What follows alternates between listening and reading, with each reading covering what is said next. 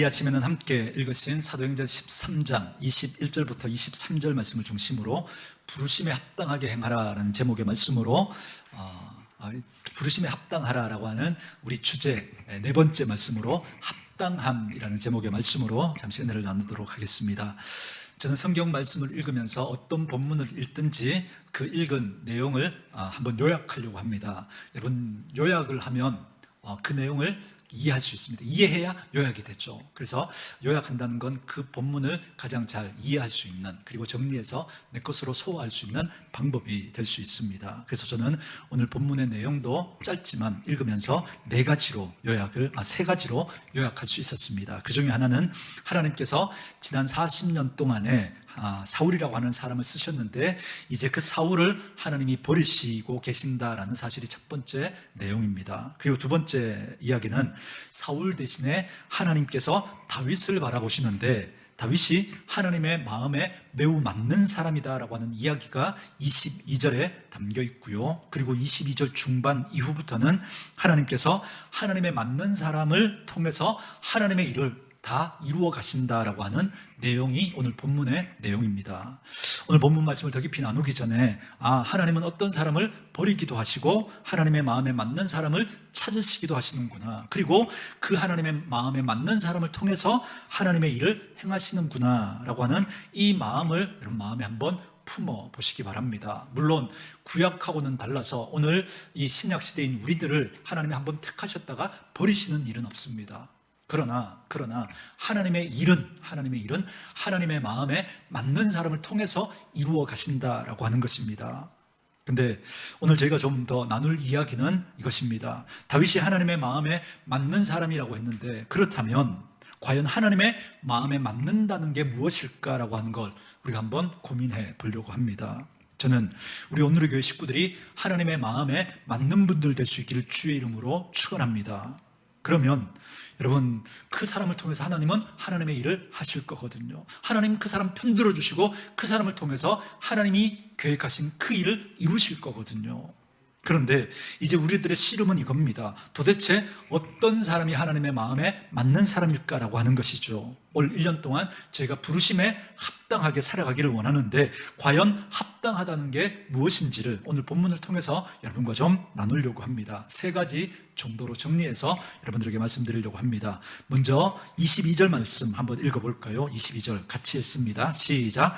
패하시고 다윗을 왕으로 세우시고 증언하여 이르시되 내가 이새의 아들 다윗을 만나니 내 마음에 맞는 사람이라 내 뜻을 다 이루리라 하시더니. 아멘. 첫 번째로 저희가 하나님의 마음에 합당한 사람으로 살아가려면 먼저 하나님의 평가가 있다라고 하는 이 사실을 꼭 기억해야 합니다. 저는 오늘 본문 말씀을 묵상하는데 가장 강하게 든 생각이 뭐냐면 하나님의 평가가 있구나라고 하는 이 생각이 제일 강하게 들었습니다. 보세요. 하나님이 사울을 평가하시고 그리고 다윗을 평가하시잖아요. 그죠? 그러니 저와 여러분도 평가하시는 건 당연한 것 아니겠습니까? 그러니 우리 스스로에게 한번 물어보는 거죠. 나는 요즘 하나님께 어떤 평가를 받을 사람으로 살아가고 있는가 꼭 한번 점검해 보시기 바랍니다. 여러분, 하나님의 평가를 떠올리면 여러분 자연적으로 대비되는 또 한 가지 평가가 여러분 생각이 나죠. 어떤 평가일까요? 하나님의 평가와 대비되는 또 하나의 평가, 사람의 평가이죠. 사람의 평가. 그런데 많은 경우 사람들은 어떤 평가를 더 마음 쓰고 살아가느냐면 사람의 평가에 마음을 쓰고 살아갑니다. 하나님의 평가를 중요하게 생각하지 않아요. 아예 염두에 두지 않고 하나님의 평가가 없는 것처럼, 그래서 사람들의 평가에 온 마음을 곤두세우고 그렇게 살아가는 사람들이 많습니다. 그런데 어떤 사람은 하나님의 평가가 있다라는 사실을 기억하고 사람의 평가보다 그 하나님의 평가를 늘 마음에 염두에 두고 살아가는 사람이 있습니다. 그래서 여러분, 우리가 하나님 앞에 합당한 삶을 살아가려면 제일 먼저 하나님이 우리를 평가하신다, 하나님의 평가가 있다라고 하는 이 사실을 꼭 기억하며 살아가셔야 합니다. 여러분, 오늘 본문 말씀을 표시하시고 마태복음 25장으로 한번 와보실래요? 신약 성경 44쪽 그 어간입니다. 마태복음 25장 31절부터 33절 말씀까지.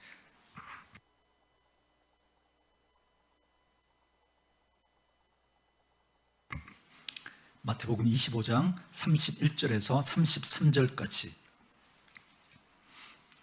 우리 말씀 찾으셨으면 한 목소리로 같이 읽습니다. 인자가 자기 영광으로 모든 천사와 함께 올 때에 자기 영광의 보좌에 앉으리니 모든 민족을 그 앞에 모으고 각각 구분하기를 목자가 양과 염소를 구분하는 것 같이 하여 양은 그 오른편에 염소는 왼편에 두리라. 아멘. 여러분, 이 말씀은 예수님이 직접 하신 말씀이죠. 뭐라고 말씀하시느냐면 21절에 인자가 자기 영광으로 모든 천사와 함께 올 때에 자기 영광의 보좌에 앉으리니 이렇게 말합니다. 이 말은 마지막 때가 있다는 말이거든요. 예수님께서 직접 하신 말씀인데요, 예수님이 재림해서 이 땅을 심판하실 때가 있다는 겁니다. 우리가 사도신경에서 고백하는 것처럼 우리 주님 분명히 다시 오시는데 그때는 이 땅을 심판하러 오십니다. 그러니까 분명히 마지막이 있다는 거죠. 저와 여러분이 막 정신없이 살아가다가 보면 이 세상이 전부인 것 같고 지금 내게 벌어지는 일이 전부인 것처럼 그렇게 생각하고 살아가지만, 그런데 하나님은 우리에게 무엇을 기억하고 살아가라고 말씀하시느냐면 마지막이 있다. 그리고 그 마지막에 하나님이 우리를 평가하신다라고 말씀하시면서 이거 잊지 말고 살아가라는 거예요. 여러분, 마지막 때가 분명히 있습니다. 우리가 그냥 마지막이 있다라고 하는 이 사실만 우리가 기억해도 지금을 살아가는 우리의 삶의 태도와 자세가 완전히 달라지게 될 겁니다. 제가 질문할 테니까 한번 생각해 보세요. 만약에 여러분의 삶이 오늘이 마지막이에요. 오늘이. 그렇다면 이 마지막 날 여러분은 어떤 태도로 어떤 말을 하고 어떤 행동을 하면서 사시겠습니까? 수년 전에 제가 우리 오늘의 교회 오기 전인데요, 그때 그 미국에서 한참 유행하고 그래서 우리 한국에도 유행했던 캠페인이 하나 있었는데 여러분 들어보셨습니까? 내 생의 마지막 한 달이라고 하는 그런 캠페인이 있었습니다. 책으로도 나왔는데요, 여러분 그게 어떤 캠페인 운동이냐면 자신의 인생이 이제 마지막 한 달밖에 남지 않았다고 한번 생각해 보라는 겁니다. 그리고는 그 한 달 동안 내가 무엇을 하며 어떻게 살 건지를 한번 적어보라는 거예요. 그리고는 이제 그 적은 대로 실제로 그렇게 한 달을 살아보라는 겁니다. 그러면 정말 중요하고 의미 있고 가치 있는 그런 것들을 선택해서 살아가지 않겠냐는 겁니다. 여러분, 그렇게 한 달이 모여서 1년이 되고 그렇게 1년, 2년이 모여서 10년이 되고 그렇게 10년, 20년 쌓이면서 그게 우리의 인생이 되거든요.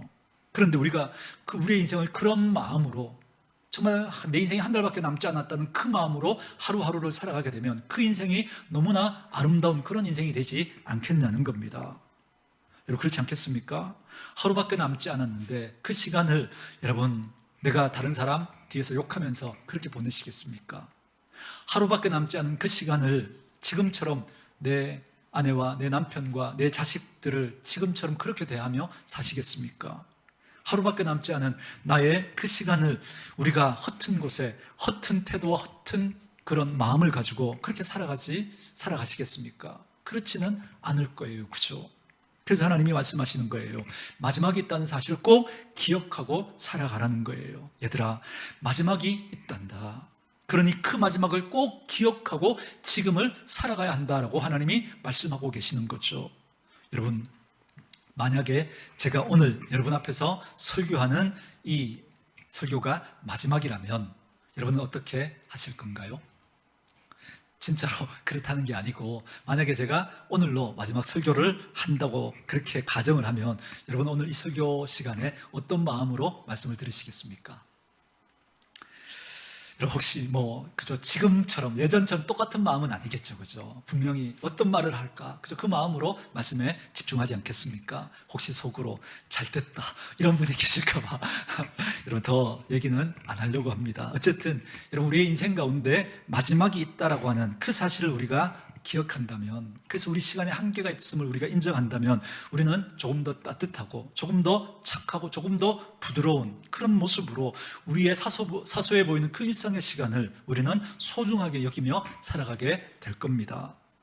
재밌는 건 여러분 우리가 마지막을 생각하게 되잖아요. 그러면 평범했던 정말 하찮게 여겼던 그런 시간들이 정말 소중하게 여겨집니다. 동시에 정말 중요하다고 생각했고 특별하다고 생각했던 것들이 그렇게 중요하지도 특별하지도 않다는 걸 깨닫게 됩니다.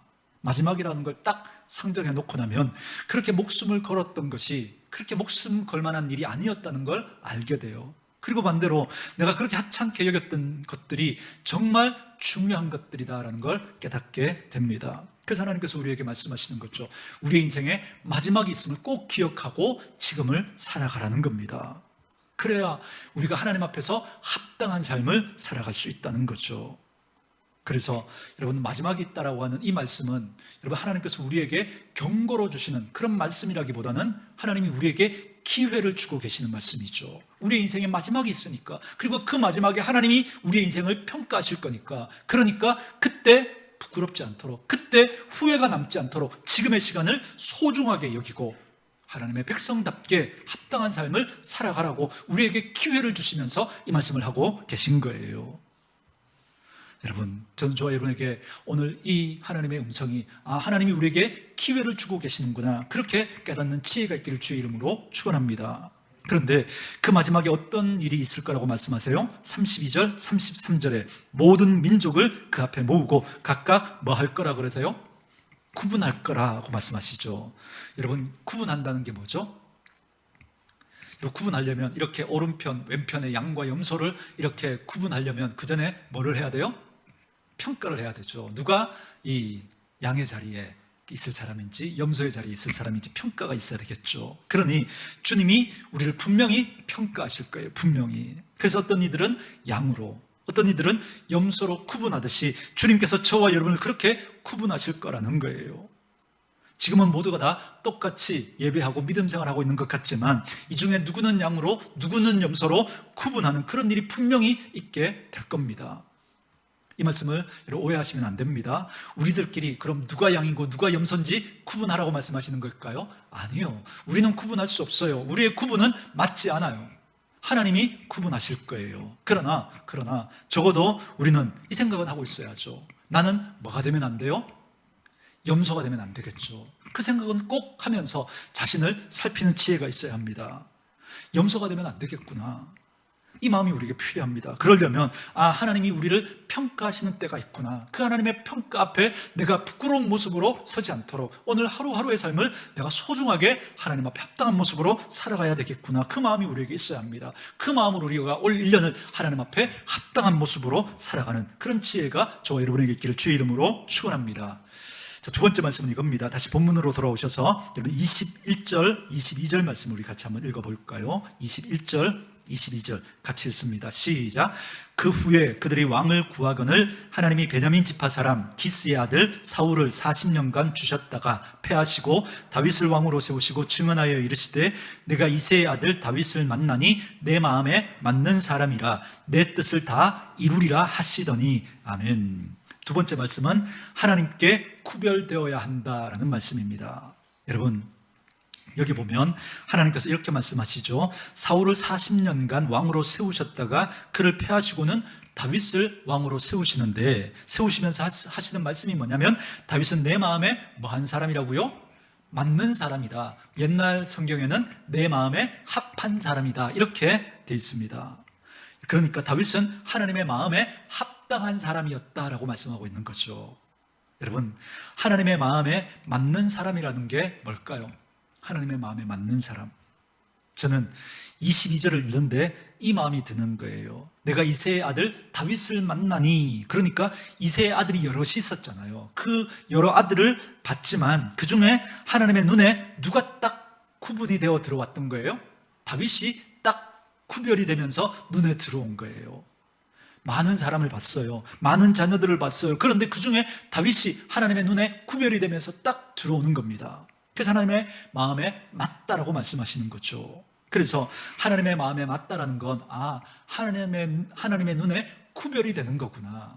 여러 사람이 있는데 그 중에 한 사람이 딱 구별이 되는 거예요. 그 사람이 하나님의 마음에 맞는 사람이라는 거죠. 그래서 이걸 제가 쉬운 말로 이렇게 표현해 드리려고요. 하나님이 옆에 두고 싶은 사람, 하나님이 좋아하는 사람, 하나님이 쓰시기에 편한 사람, 함께 있으면 마음이 즐겁고 행복한 사람, 힘이 되는 사람, 그 사람이 하나님의 마음에 맞는 사람입니다. 여러분, 이게 어떤 느낌일지를 이해하시려면 여러분이 한번 지도자와의 관계를 생각해 보시면 됩니다. 여러분이 지도자의 입장이 되셔도 되고요, 여러분이 또 지도자에게 쓰임받는 그런 입장이 되셔도 상관없습니다. 여러분, 여러분의 지도자가 여러분을 옆에 두고 싶은 사람인가 아닌가 한번 물어보십시오. 만약에 여러분의 지도자가 여러분을 옆에 두고 싶은 마음이 없다면 그 사람은 적어도 그 지도자의 마음에 맞는 사람은 아닌 거죠. 그렇죠? 그렇지 않겠습니까? 반대로 여러분이 지도자라고 생각하시고 사람을 쓸 때 여러분 어떤 사람 쓰시겠습니까?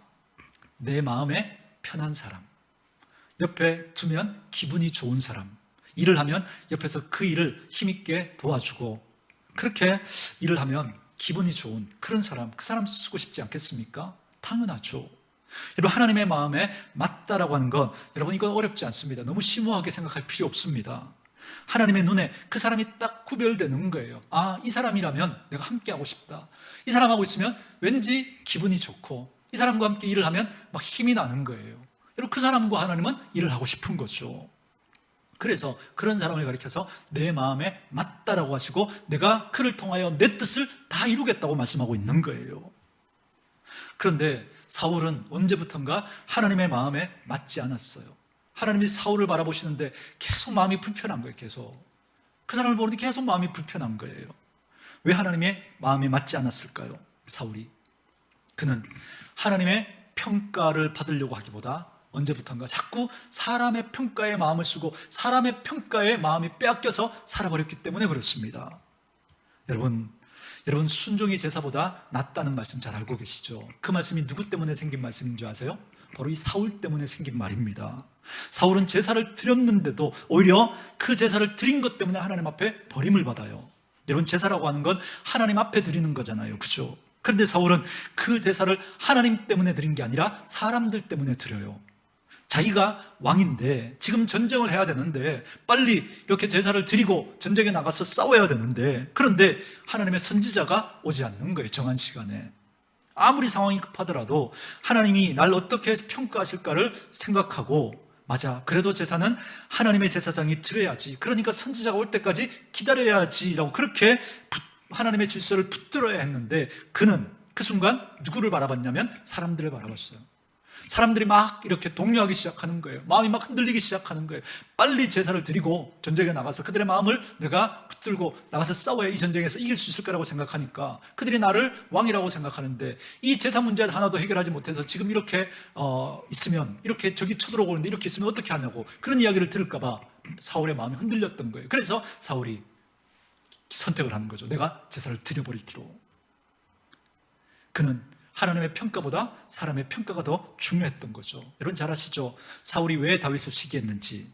전쟁을 하고 돌아오는데 여인들의 말이 뭐라 그래요? 사울은 천천히요, 다윗은 만만이다. 이러니까 막 자존심이 상하면서 그 사람의 평가 때문에 다윗을 시기하기 시작하잖아요. 또 하나, 하나님은 아말렉과 싸우면서 아말렉에게 속한 모든 것을 다 진멸하라 그랬어요. 진멸하라. 여러분, 진멸하라는 건 여러분 다 죽이라는 거예요. 아무리 좋은 양이라도, 아무리 좋은 염소라도, 아무리 좋은 송아지라도 그거 다 멸해야 한다는 겁니다. 그런데 사울이 남겨놨어요. 왜요? 왜 남겨놨을까요? 그러면서 그는 뭐라고 이야기해요? 하나님께 드리려고, 이 좋은 거 하나님께 드리려고 그렇게 했다는 거예요. 여러분, 하나님께서 하지 말라고 한 것을 하면서도 지금 누구 이름을 거론하고 있어요? 하나님의 이름을 거론하고 있어요. 명분이 아무리 그럴듯해도 하나님은 싫은 거예요. 하나님은. 왜요? 하나님은 이미 사울의 마음을 아셨거든요. 그는 그 좋은 것을 가지고 자기들의 공신들에게 그걸 나누어 주고, 또 내가 이렇게 전쟁에서 승리해서 많은 것을 가지고 왔다고 하는 걸 사람들 앞에 드러내고 자기를 높이려고 했던 그 마음이 있었던 거예요. 하나님은 그 마음을 아셨거든요. 아무리 명분이 하나님 앞에 드리려고 그렇게 했다고 하더라도 여러분, 하나님은 그 말에 속는 분이 아니십니다. 여러분, 그 싸움은 하나님의 싸움인지라 하나님이 말씀하신 대로 순종해서 하나님이 결론 짓는 대로 매듭지어져야 할 전쟁이기 때문에 반드시 하나님의 말씀대로 순종했어야 되는데, 그런데 사울은 하나님께 드리겠다라고 하는 그 명분을 내세워서 정작 하나님보다 자기를 드러내려고 했던 거예요. 그때 하나님은 그를 더 이상 구별하시지 않습니다. 그런데 다윗은 참 희한한 인생을 삽니다. 다윗은 왕으로 기름 부음을 받고 난 다음에 그때부터 왕이 되기까지 10수년의 그 시간 동안을 여러분 사울에게 도망다니면서 쫓기면서 도망자의 삶을 살아갑니다. 여러분 왕정시대 절대적인 권력을 가지고 있는 그 왕이 자기를 죽이려고 한다면 여러분 그 인생 그냥 끝이 난 겁니다. 여러분 지금도 뭐 검사가 딱 그죠 타겟을 정해놓고 한 사람을 그죠 파버리면 그 인생이 완전히 뭐 패가망신하잖아요. 그죠? 여러분 그런데 왕정시대 왕이 자기를 죽이겠다고 그렇게 하는데 그것도 여러분 10수년 동안 다윗의 인생이 얼마나 비참했겠습니까? 그래서 다윗은 그 블레셋으로 망명해서 그 자기의 목숨을 구걸하게 해서 그 왕 앞에서 미친 채예요. 침을 흘리면서 수염에서 침이 줄줄줄줄 흐르고 막 대문짝 그죠? 물 이렇게 손으로 막 긁으면서 미친 채를 하면서 목숨을 구걸해야 했던 그런 비참한 삶을 살아갑니다. 그 이유가 사울 때문이거든요. 사울이 다윗을 시기해서 그를 죽이려고 했던 거죠. 그래서 다윗의 원수는 여러분 누가 봐도 사울입니다. 근데 다윗은 사울 왕을 죽일 수 있는 두 번의 절호의 기회가 있었거든요. 그런데 안 죽여요. 그때 다윗의 주변에 있었던 참모들과 스태프들이 얼마나 마음이 답답한지 죽여야 한다고 말하는 거예요. 그를 죽이면 이제 우린 더 이상 도망 다니며 살지 않아도 되고 당신은 왕이 될 수 있습니다. 죽여야 합니다라고 말하지만 그러나 다윗은 그를 죽이지 않습니다. 사람들의 평가보다 다윗은 하나님의 평가가 더 중요했거든요. 그래서 다윗은 그 하나님을 바라보면서 뭐라고 말하느냐면 하나님이 기름 부어 세운 자를 내가 해할 수 없다, 죽일 수 없다라고 하면서 사람들의 평가 때문에 그는 흔들리지 않습니다. 여러분 옛날 전쟁은 오늘날의 전쟁과는 달라서 그죠? 상대편 장수들끼리 나와서 싸움을 하잖아요. 그죠? 그래서 이쪽 편에 있는 장군이 이쪽 편에 있는 장군을 쓰러뜨리잖아요. 그러면 전쟁은 끝이에요. 여기는 그냥 그죠? 싸울 마음도 못 먹고 그냥 도망쳐버려요. 여러분 다윗과 골리앗의 싸움도 마찬가지였죠. 다윗이 골리앗을 딱 쓰러뜨리는 순간 블레셋 사람들은 싸울 마음을 먹지도 못하고 도망가죠. 여러분 왜요? 이미 졌다고 생각하니까. 그러니까 지금 다윗이 사울 왕만 죽이면 이제 더 이상 도망다니지 않아도 돼요. 그는 왕이 될 수 있습니다. 그래서 주변에 있는 참모들이 스태프들이 뭐라고 말하냐면 아니 왕이시여 당신 때문에 우리가 이렇게 목숨을 걸고 우리 처자식들과 함께 이렇게 도망다니면서 살고 있는데 저 사울만 죽이면 이제 더 이상 우리는 도망다니지 않아도 되고 당신은 이제 왕이 됩니다. 왜 안 죽입니까? 왜? 라고 그렇게 말할 때 다윗은 사람들의 평가의 마음을 빼앗기지 않아요. 안 됩니다. 하나님이 기름 부어 세운 자를 내가 죽일 수 없습니다라고 하면서 그는 죽이지 않습니다. 왜요? 그는 하나님의 평가가 더 중요했던 사람이거든요. 그래서 하나님의 눈에 다윗이 구별될 수 있었던 거예요. 더 재밌는 이야기는 이겁니다. 사울 왕이 전쟁에서 지고 스스로 목숨을 이제 끊잖아요. 그런데 죽은 줄 알았는데 아직 목숨은 붙어 있었어요. 그죠? 그때 지나가던 어떤 병사가 그걸 보고는 사울 왕을 자기가 이제 죽입니다. 죽이고는 이제 다윗에게 와서 막 이렇게 내가 사울을 죽였다라고 그렇게 이야기합니다. 왜 그랬을까요? 누가 봐도 다윗의 천천지 원수는 사울이거든요. 그래서 내가 사울을 죽였다 그러면 다윗이 내게 포상할 줄로 알고 그래서 다윗에 찾아가서 그 사실을 알렸는데 다윗이 희한하게도 여러분 어떻게 하죠? 네가 하나님의 기름 부은 자를 죽였으니 내가 너를 그대로 둘 수 없겠구나 하면서 오히려 그 사람을 죽입니다. 희한하죠. 그가 왜 그런 행동을 했을까요? 그는 사람의 평가보다 누구의 평가가 더 중요했으니까요. 하나님의 평가가 더 중요했으니까. 여러분과 저는 어떻습니까? 누구의 평가가 더 중요합니까? 여러분 옆에 있는 사람들, 여러분의 지인들, 여러분의 동료들, 여러분의 편을 들어주는 그런 사람들의 평가가 더 중요합니까? 아니면 하나님의 평가가 더 중요합니까? 여러분, 하나님께 구별되어야 합당한 삶을 살아갈 수 있습니다. 그런데 하나님이 어떤 사람을 구별하시느냐면 이 하나님의 평가를 염두에 두고 그 하나님의 평가 앞에 합당하게 살아가는, 그래서 하나님의 눈에 구별되는 그 사람을 하나님이 기뻐하십니다.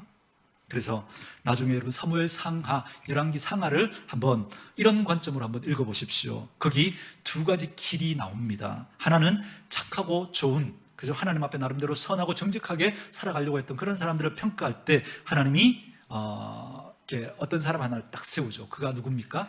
다윗입니다. 그래서 예를 들어 요시야 왕을 설명할 때 이렇게 이야기하죠.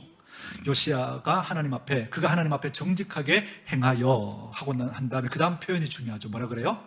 그가 다윗의 길로 행했다 이렇게 말해요. 다윗의 길로 갔다는 거죠. 그런데 하나님 앞에서 아주 악하게 살았던 악한 왕들을 평가하실 때는 또 한 사람을 딱 세워서 이야기합니다. 그 사람이 누구냐면 여로보암이라는 사람입니다. 그래서 이렇게 이야기하죠. 그가 하나님 앞에서 악을 행하여 여로보암의 길로 갔다, 이렇게 말씀합니다. 여러분, 여로보암이라는 사람이 어떤 사람인지 아십니까? 여러분, 이스라엘 나라에 총 몇 개의 지파가 있었어요? 12개의 지파가 있었죠. 근데 솔로몬 다음에 그의 아들 르호보암이 왕이 되었을 때 나라가 둘로 갈라집니다. 물론 솔로몬의 죄 때문에 나라가 갈라지긴 하지만, 그러나 이 솔로몬의 아들 르호보암이 너무나 어리석고 무능한 왕이었거든요.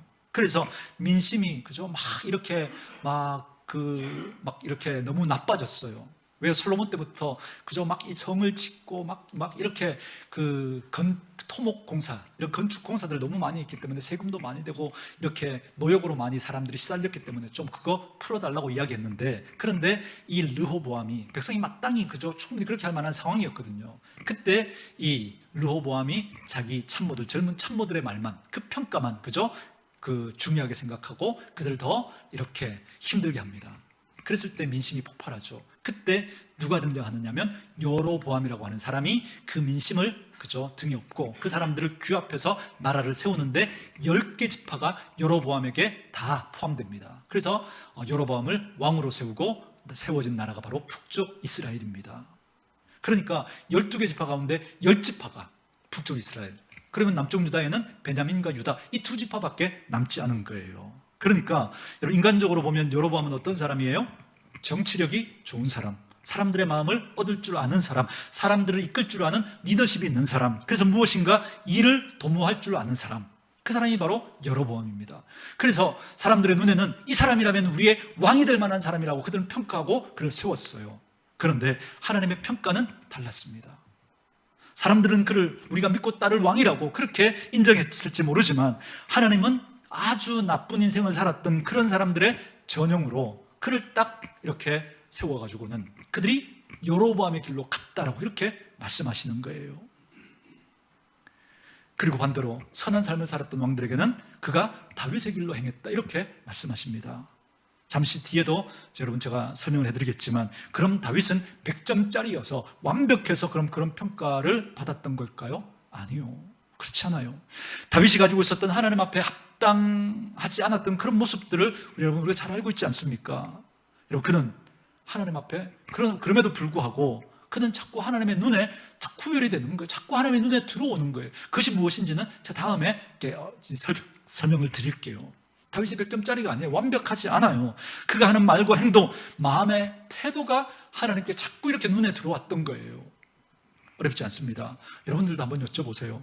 나는 지금 내가 먹고 있는 이 마음의 태도와 자세, 행동이 하나님의 눈에 띄고 구별이 되는 그런 모습인가? 한번 여쭤보십시오. 저는 저와 여러분들이 하나님에게 구별되는 분들 되시기를 주의 이름으로 축원합니다. 그 사람이 하나님이 쓰시거든요. 그래서 오늘 이제 세 번째 이야기는 정말 중요한 마지막 이야기입니다. 자, 22절, 23절 우리 같이 한번 읽겠습니다. 시작. 패하시고 다윗을 왕으로 세우시고 증언하여 이르시되 내가 이새의 아들 다윗을 만나니 내 마음에 맞는 사람이라 내 뜻을 다 이루리라 하시더니 하나님이 약속하신 대로 이 사람의 후손에서 이스라엘을 위하여 구주를 세우셨으니 곧 예수라. 아멘. 세 번째 말씀은 이겁니다. 그렇게 다윗이 하나님의 눈에 딱 띄고 구별이 되었는데, 그 구별이 되었던 이유가 뭐냐면 그는 하나님과 방향이 맞았던 사람이기 때문에 그렇습니다. 하나님과 마음의 방향이 맞았다는 거예요. 여러분, 이게 여러분 하나님 앞에 구별되었던, 다윗이 그렇게 하나님 앞에 구별되었던 이유입니다. 하나님의 마음과 방향이 같았다는 거예요. 그래서 하나님께서 다윗을 향해 너는 내 마음에 맞는 사람이다, 이렇게 말씀하고 계신 겁니다. 여러분, 다윗이 100점짜리가 100점짜리여서가 아니에요. 완벽해서가 아니에요. 여러분, 우리 다 알고 있잖아요. 다윗이 어떤 죄를 범했는지. 다윗이 어떤 죄를 범하죠? 남의 아내를 빼앗아요. 그리고 자기의 충신이었던 그 남편을 전쟁에 내몰아서 죽여버립니다. 그런 끔찍한 죄를 저질렀던 사람이 다윗입니다. 근데 우리는 자녀들을 위해서 기도할 때 어떻게 기도해요? 하나님, 우리 자녀들이 다윗처럼 되게 해주세요. 이렇게 기도하잖아요. 여러분, 만약에 우리 자녀들이 다윗처럼 되면 어떻게 해요? 남의 아내를 빼앗고 다른 사람을 죽이고 다른 사람을 속이고 그러면 어떻게 돼요? 그러면 안 되잖아요. 목사님, 그거 말고 다윗의 좋은 점만요. 여러분 누구에게도 좋은 점은 다 있어요, 그죠? 여러분 깍두기, 그렇게 따지면 깍두기 아저씨들한테도 우리가 배울 점 있어요, 없어요? 있죠. 여러분 어떤 점 배워요? 요즘 신의를 헌신짝처럼 내버리는 이해관계 속에서 내게 조금이라도 득이 되겠다 싶으면 손바닥처럼 뒤집잖아요. 요즘 여러분 선거철이라서 여러분 손바닥처럼 뒤집는 거 많이 보시잖아요, 그죠? 그런 시대 속에서 여러분 정말 이 의리, 깍두기 아저씨들의 이 의리 정말 우리가 본받아야 될 점 아닌가요? 그렇다고 여러분 우리 자식들 보고 하나님 우리 자녀들 깍두기 아저씨처럼 살게 해주세요, 그렇게 기도할 수는 없잖아요, 그죠? 그죠? 그런데 왜 다윗은 하나님의 마음에 맞았을까? 다윗에게 부족함이 있음에도 불구하고 그는 남의 아내를 빼앗았습니다. 그는 거짓말을 하고 다른 사람을 속였어요. 자신의 부하를 죽였습니다. 만약에 오늘의 기준으로 따지면 다윗이 만약에 청문회에 세웠다면 여러분 어떤 일이 벌어질까요? 아니 다윗이 그런 짓을 그러면서 그죠? 그냥 자진 사퇴해야 되는 거죠. 그런 일이 벌어졌을 겁니다. 그런데 왜 하나님은 그에 대해서 이런 평가를 하실까요? 왜 하나님은 그가 내 마음에 맞는 사람이다라고 하는 그런 평가를 하실까요? 저는 이 부분이 저와 여러분들이 정말 고민해야 될 부분이라고 생각합니다. 여러분 물론 다윗에게 여러분 찾을 수 있는 좋은 점들 많이 있죠. 그러나 성경은 그걸 말하려고 하는 게 아니에요. 그래서 제가 성경을 위인전처럼 읽으시면 안 된다고 그랬죠. 여러분 위인전은 뭐예요? 그 사람의 나쁜 점은 그냥 덮어두고 좋은 점만 막 이야기를 해가지고 우리도 이 사람처럼 살아야 됩니다, 이걸 이야기하는 게 위인전이잖아요, 그죠? 근데 많은 경우 특히 우리 주일학교에서 그죠? 자꾸 위인전처럼 그 성경을 가르치는 일들이 있어서 사실 참 안타까워요. 그냥 그 내용 컨텐츠만 아이들에게 알려주고 그 내용이 있으면 그죠? 나중에 성령님이 깨닫게 하실 거거든요. 중요한 건 자꾸 우리가 위인전처럼 그렇게 자꾸 성경을 접근하려고 하는 그게 문제인 거예요. 여러분 성경을 그렇게 읽으시면 안 됩니다.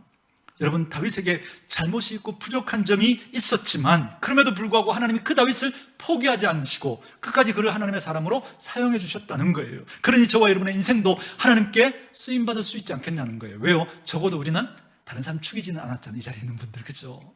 적어도 우리는 다른 사람 죽이지는 않았잖아요. 그러면 그 다윗을 사용하셨던 하나님이라면 우리도 사용하지 않겠습니까? 어떻게만 하면요? 하나님 앞에 우리의 마음의 방향이 맞으면,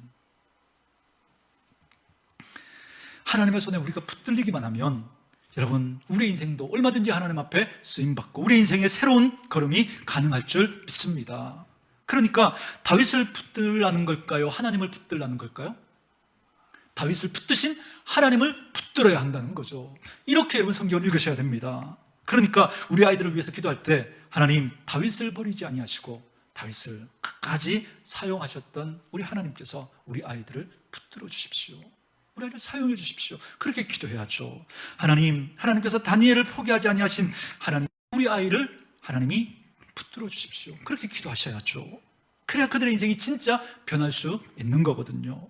그러면서 한 번 더 생각해 보는 거예요. 자, 그렇다면 하나님의 마음에 맞는다는 게 뭘까? 이런 거죠.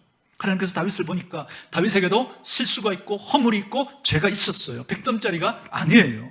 그런데도 그는 실수하고 넘어지지만, 쓰러지지만 그래도 그는 방향만큼은 누구를 향하고 있어요? 하나님을 향하고 있는 거예요. 하나님을 향해서 그가 가다가 연약한지라 부족한지라 실수하고 넘어지고 죄를 범하기도 해요. 그러나 그때마다 그는 하나님 앞에서 회개하고 그 마음을 토해내고 하나님 앞에 은혜를 구하고 다시 일어나서 털고 일어나서 다시 어떻게 해요? 하나님을 향해서 또 한 걸음을 나아가는 거예요. 그의 마음의 방향이 하나님을 향하고 있었다는 거예요. 그의 마음의 성향이 하나님을 향하고 있었다는 거예요. 하나님은 이걸 가지고 다윗의 마음이 내 마음에 맞다라고 그렇게 하나님이 평가하시는 거예요. 저는 이 말씀이 너무너무 위로가 돼요. 왜냐하면 여러분과 저도 실수하잖아요, 그죠? 여러분과 저도 넘어지잖아요, 그죠? 여러분과 저도 때로는 죄를 범하기도 하잖아요, 그죠? 그런데 그게 하나님과 방향이 달라서가 아니라 하나님을 사랑하고 정말 하나님이 기뻐하시는 그런 삶을 살아가기를 원하지만 그럼에도 불구하고 우리가 연약하고 부족하고 아직은 믿음이 성숙하지 못해서 벌어지는 그 실수와 부족이라면 하나님은 그 사람을 보실 때 그 방향을 보시고 그 성향을 보시고 그 마음의 중심을 보시고 그를 내 마음에 맞는 사람이라고 말씀하시는 거죠. 여러분, 그래서 마음의 성향이 중요합니다. 방향이 중요한 거예요. 그래서 하나님은 감사하라가 아니라 감사하는 자가 되라고 말씀하시죠. 여러분, 우리가 감사주일이 되어서 하나님 앞에 하나님 여기 감사요 하고 헌금 한번 드릴 수 있잖아요. 하나님은 그걸 원하시는 게 아니에요. 우리의 마음의 성향이 그 하나님이 우리의 삶에 그 주관자이심을 믿고 우리에게 허락하신 모든 것이 하나님의 은혜임을 인정하고 늘 하나님 앞에 감사하는 그 마음을 가지고 살아가기를 원하시는 거예요. 하나님, 우리가 드리는 그 감사 헌금을 바라시는 게 아니라는 거죠. 그래서 여러분, 방향, 성향이라는 게 이게 정말 무서운 겁니다. 하나님의 반대편에 있는 사람도 하나님 보시기에 좋은 일을 할 때 있을까요, 없을까요? 있죠. 그런데도 그는 하나님께 뭘 보이고 있어요? 뭘 보이고 있어요? 방향이 반대니까 등을 보이고 있는 거죠, 등을. 하나님이 기뻐하시는 좋은 일을 한번 할 수 있어요. 그러나 그것 때문에 하나님이 속지 않습니다. 그의 방향이, 성향이 하나님 반대편에 있는 거예요. 그래서 여러분, 부정적인 사람이 되면 안 된다고 말씀드리죠. 부정적인 사람도 늘 부정적인가요? 긍정적인 말을 할 때도 있나요? 말을 할 때도 있죠. 그러나 그는 부정적인 사람인지라 그 성향이 다시 금방 부정적인 것으로 가버립니다. 성향이 중요합니다. 방향이 중요한 거예요. 아무리 훌륭해 보이는 일을 해도, 아무리 그럴듯한 일을 해도 하나님은 그 일 때문에 속지 않아요. 그 사람의 중심을 보시는 거예요. 성향을 보시는 거예요. 방향을 보시는 거예요. 여러분, 때로 우리 살아가면서 넘어지기도 하고 쓰러지기도 하잖아요. 그러나 계속 우리들은 하나님을 향해서 걸어가야죠. 하나님을 향해서. 넘어지더라도 다시 툭툭 털고 일어나서 하나님을 향해 또 한 걸음을 나아가는 거예요. 남들보다 좀 더 지쳐져 있을지라도 일어나서 하나님 방향으로 또 한 걸음 걸어가는 거죠. 여러분, 그런 사람을 가리켜서 하나님은 내 마음에 맞는 사람이라고 말씀하시는 거예요. 그리고 하나님은 그 사람을 통해서 하나님의 뜻을 다 이루겠다고 말씀하십니다. 제가 여러분, 예전에 그 권투 경기를 보는데, 시합을 보는데 해설자가 이런 설명을 하는 걸 들었습니다. 아직 경험이 많지 않은 신인 선수인데, 그런데 이렇게 상대하고 싸우는데 아직 기량이 부족하니까 자꾸 얻어맞는 거예요. 여러분, 뭐 운동을 하거나 뭘 하든지, 여러분, 사람도 마찬가지로 자꾸 이렇게 꾸중 듣고 막 그렇게 되면 사람이 주눅 들잖아요. 여러분, 시합을 하더라도 자꾸 이렇게 맞으면, 그죠? 움츠러들고, 그죠? 뒤로 물러나게 되고 도망가게 되잖아요. 그죠? 왜? 무서우니까. 근데 이 선수는 맞는데도 불구하고 계속 상대를 향해서 나아가는 거예요. 그러면서 자기가 원하는 그런 펀치를 한 번씩 이렇게 날리는 거예요. 그래서 그 해설자가 그 사람을 보고 평가하기를 참 굉장한 사람이라는 거예요. 저 선수는 이번 시합 경기의 결과와는 관계없이 분명히 성공할 그런 훌륭한 선수라고 그렇게 평가한, 그런 자질을 가진 선수라고 평가하는 이야기를 들었습니다. 그러니까 그는 상대의 주먹이 날아오는데도 불구하고 앞으로 나아간다는 거예요. 방향이 좋다는 거죠. 방향이. 저와 여러분도 마찬가지입니다. 여러분, 우리들이 하나님을 향해서 이렇게 걸어가기를 가지만 때로는 그저 우리를 하나님의 방향으로 걸어가지 못하게 하는 여러 가지 주먹이 날아오는 것처럼 그렇게 문제들이 우리에게 생길 수 있잖아요. 때로는 물질의 문제가, 때로는 가정에 찾아온 질병의 문제가, 때로는 계획했던 일들이 계획대로 이루어지지 않는 그런 일들이, 소원했던 일들이 소원대로 이루어지지 않는 그런 상황들이 벌어질 때가 있습니다. 마치 주먹이 날아오는 것처럼. 그럴 때 많은 사람들은 흔들리죠. 그때 뒤로 물러나거나 방향을 틀어버리는 경우들이 많습니다. 그러나 다윗은 그렇지 않았다는 거예요. 그 원수가 자기를 괴롭히고 죽이려고 했는데, 말이 그냥 십수년이지, 한 나라의 왕이 자기를 죽이겠다고 완전 미친 사람처럼 그렇게 달려들었는데, 다윗이 얼마나 그 인생이 비참했습니까? 때로는 자기의 실수와 연약함으로 죄를 짓고 무너질 때도 있었지만, 그리고 아들이 반역을 해서 아들을 피해서 도망다녀야 하는 그런 일도 있었지만, 그럼에도 불구하고 그는 그것 때문에 자포자기하고 스스로 망가뜨리고 막 살지 않았습니다. 그 문제를 가지고 하나님 앞에 씨름하고 하나님 앞에서 토해내고 또다시 하나님을 향해서 한 걸음 나아가는 거죠. 적들이 자기를 죽이려고 해도 방해물이 많이 있었지만 그것 때문에 사람들의 시선의 마음 빼앗기지 않고 그는 하나님께로 걸어가려고 했던 거예요. 그 모습을 하나님이 보시고 그는 내 마음에 맞는 사람이라고 하나님이 평가하시는 거예요. 사랑하는 여러분의 요즘 방향은 어떻습니까? 어느 쪽입니까? 하나님 쪽이십니까? 아니면 사람 쪽입니까? 무엇이 여러분을 가장 강하게 움직이는 힘입니까? 저는 바라기는 우리 사랑하는 온누리교회 식구들은 방향이 하나님 방향일 수 있기를 주의 이름으로 축원합니다.